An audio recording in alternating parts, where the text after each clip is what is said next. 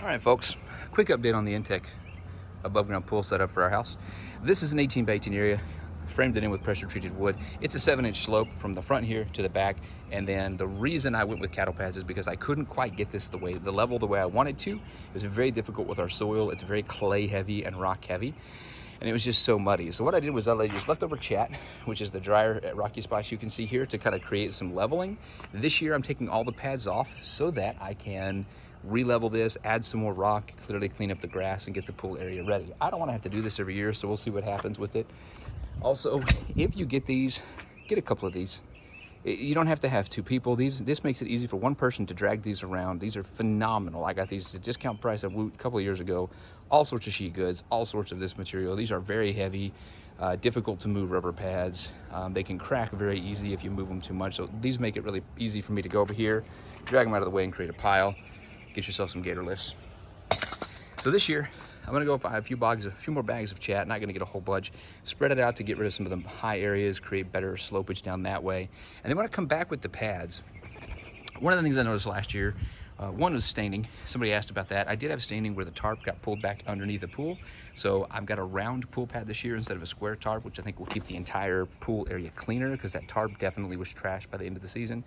And then I'm also gonna tape all of the seams between my pads. Once I get these back out here, I'm gonna clean these up really good, and then I'm gonna tape them with the Gorilla all-weather tape for the purpose of helping keep the pool from sagging into those cracks. That did create a spot for dirt to catch. Didn't hurt the pool, didn't damage the pool, no threat of damage there.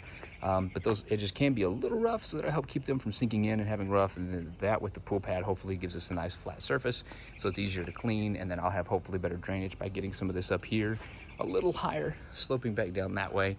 And then over here in the back corner, which I don't have any prep for yet, I'm gonna be putting in probably a new pad with a deck box that's gonna cover all of my pool equipment, because I really got tired of having to cover that in the hail and then cover that in the hail and keep up with it and clean it. It's just a headache. So I kind of want that off the pad over here, and then I'll dig out an electrical line of some kind to run into the house there. But this is it for the pads. I'd really still love this solution. They were about $50 per pad, as you can see here.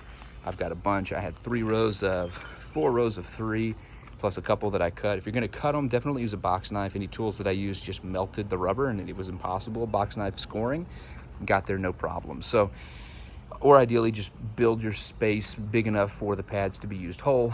That way you don't have to cut anything. But I still like this solution better than a lot of other solutions. Sand for me is gonna wash out. Somebody asked about that. As you can see how wet this is. We've had nonstop rain here where I live. This whole area gets wet, it stays wet. You can see it over here in the back corner. You got standing water here, standing water on the other side of the fence, all the way out. That whole yard over there floods. So I have to keep things up off the ground.